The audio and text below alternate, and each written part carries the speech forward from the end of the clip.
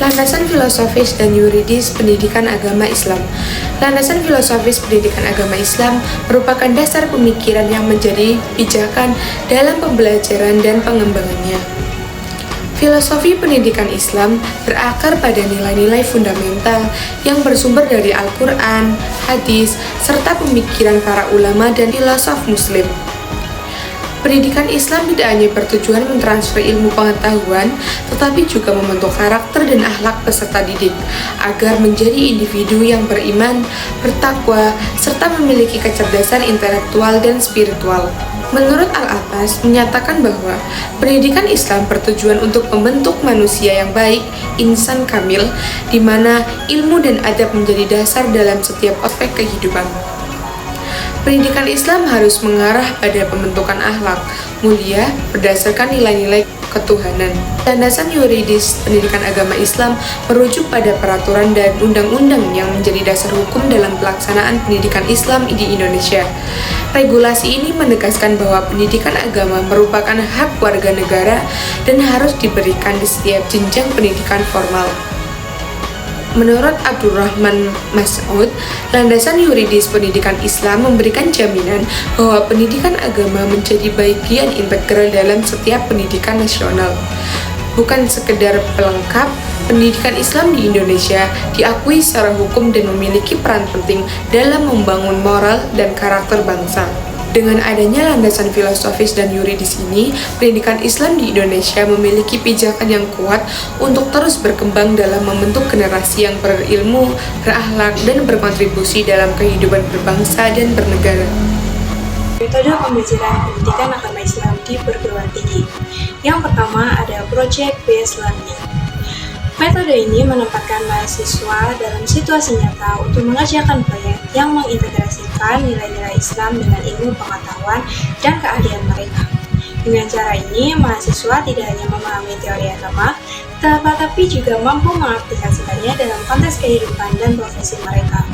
Pendekatan ini meningkatkan keterlibatan aktif dan motivasi belajar serta membentuk sikap dan keterampilan keagamaan yang aplikatif. Lalu yang kedua adalah Project Based Learning. Metode ini mengajak mahasiswa untuk memecahkan masalah yang relevan dengan konteks kehidupan mereka. Dengan menggunakan prinsip-prinsip Islam, hal ini dapat membantu mahasiswa dalam mengembangkan kemampuan berpikir kritis, analitis, dan kreatif dalam memahami ajaran Islam serta mengintegrasikannya dengan ilmu pengetahuan lain. Pendekatan ini sangat efektif untuk membangun sikap afektif dan kognitif yang mendalam. Selanjutnya adalah Inquiry Based Learning. Metode inquiry mendukung mahasiswa untuk aktif bertanya, lalu mencari informasi, dan menemukan jawaban atas persoalan keagamaan secara mandiri. Pendekatan ini sesuai dengan karakteristik mahasiswa perguruan tinggi yang cenderung kritis dan ingin memahami agama secara ilmiah dan kontekstual. Inquiry-based learning juga mendukung pembentukan sikap mahasiswa yang ilmiah dan spiritual yang seimbang. Lalu yang keempat adalah collaborative learning. Pembelajaran kolaboratif melibatkan interaksi dan kerjasama antar mahasiswa dalam memahami dan mengkaji materi agama Islam. Metode ini memperkuat kemampuan sosial seperti komunikasi dan toleransi antar mahasiswa dengan latar belakang yang beragam. Kolaborasi juga memperkaya pemahaman melalui diskusi dan pertukaran ide, sehingga pembelajaran agama menjadi lebih dinamis dan kontekstual. Selanjutnya ada active learning. Active learning menekankan keterlibatan mahasiswa secara langsung dalam proses pembelajaran seperti diskusi, simulasi, dan praktik ibadah. Pendekatan ini efektif untuk meningkatkan pemahaman dan internalisasi nilai-nilai Islam, sekaligus membangun sikap dan keterampilan keagamaan yang kuat. Active learning juga mengakomodasi berbagai gaya belajar mahasiswa. Yang keenam ada pemanfaatan teknologi. Teknologi informasi dan komunikasi atau sering disebut juga TIK semakin penting dalam pembelajaran agama Islam di perguruan tinggi. Penggunaan platform e-learning, video pembelajaran, dan media sosial memungkinkan mahasiswa mengakses materi secara fleksibel dan memperdalam diskusi secara daring. Namun, optimalisasi teknologi memerlukan pelatihan dosen dan dukungan teknis agar efektif dan inklusif. Yang ketujuh ada storytelling atau bercerita. Metode storytelling atau bercerita merupakan cara efektif untuk menyampaikan nilai-nilai Islam secara menarik dan mudah diingat.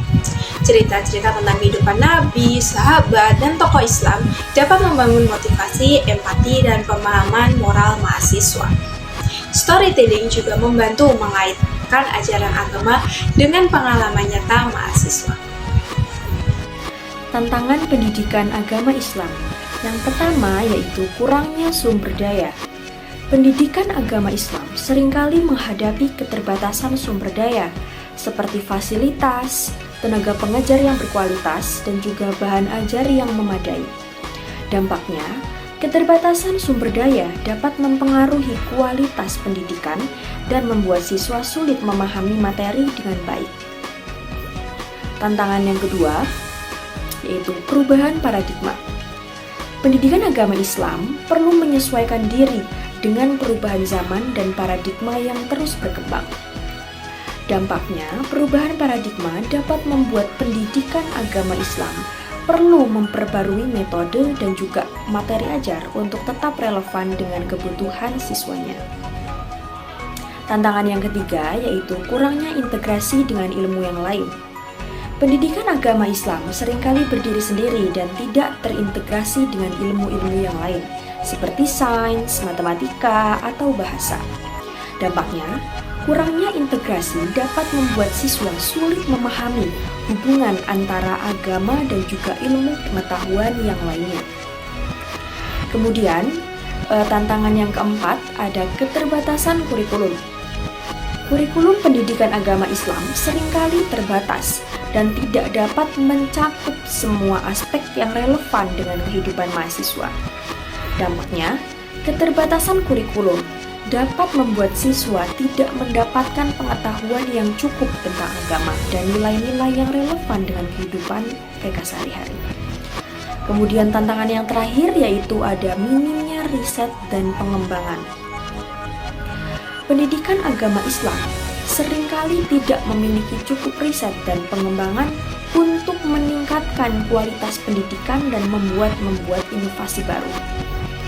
Dampaknya, minimnya riset dan juga pengembangan dapat membuat pendidikan agama Islam stagnan dan tidak dapat menyesuaikan diri dengan perubahan zaman. Soeharto mendefinisikan peluang sebagai situasi yang memberikan kemungkinan bagi seseorang atau suatu lembaga untuk berkembang lebih baik dari sebelumnya. Dalam konteks PAI di perguruan tinggi, peluang dapat muncul dari perkembangan metode pembelajaran digital, kolaborasi dengan berbagai pihak, serta meningkatnya kebutuhan akan pendidikan karakter berbasis Islam. Peluang tersebut ada 7 hal. Yang pertama, pengembangan kurikulum yang lebih komprehensif. Pengembangan kurikulum pendidikan agama Islam yang lebih komprehensif dan sesuai dengan kebutuhan masyarakat. Yang kedua yaitu integrasi dengan disiplin ilmu lain. Integrasi pendidikan agama Islam dengan disiplin ilmu lain seperti psikologi, sosiologi, dan filsafat. Yang ketiga yaitu penggunaan teknologi, dalam pendidikan agama Islam seperti e-learning dan media sosial memudahkan mahasiswa untuk bisa memperdalam dalam pengajian pendidikan agama Islam. Yang keempat yaitu pengembangan penelitian dan pengembangan dalam bidang pendidikan agama Islam hingga dapat meningkatkan kualitas pendidikan. Yang kelima adalah kerjasama dengan institusi lain seperti masjid, musola, dan organisasi kemasyarakatan untuk meningkatkan kualitas pendidikan, serta untuk menambah relasi. Yang keenam yaitu pengembangan program-program pendidikan. Pengembangan program-program pendidikan yang lebih variatif dan sesuai dengan kebutuhan masyarakat, seperti program pendidikan agama untuk anak-anak dan remaja yang mengikuti perkembangan zaman tentunya. Dan yang terakhir yaitu pengembangan sumber daya manusia yang lebih kompeten dan profesional dalam bidang pendidikan agama Islam. Oleh karena itu, kesimpulan yang dapat kita tarik itu bahwa Pendidikan Agama Islam atau PAI memiliki peran yang sangat penting dalam membentuk karakter dan juga kepribadian mahasiswa yang Islami dengan memperkuat nilai-nilai Islam dalam pendidikan sehari-hari. Melalui PAI, mahasiswa dapat memahami nilai-nilai universal Islam seperti keadilan, kesabaran, dan juga kasih sayang, serta menanamkan toleransi dan juga kesadaran akan pentingnya hidup berdampingan dengan orang lain yang berbeda latar belakang dan juga keyakinan dengan kita. Dengan demikian, PAI dapat membentuk masyarakat yang damai, adil, dan beradab, serta membantu menciptakan dunia yang lebih baik dan juga lebih harmonis bagi semua orang.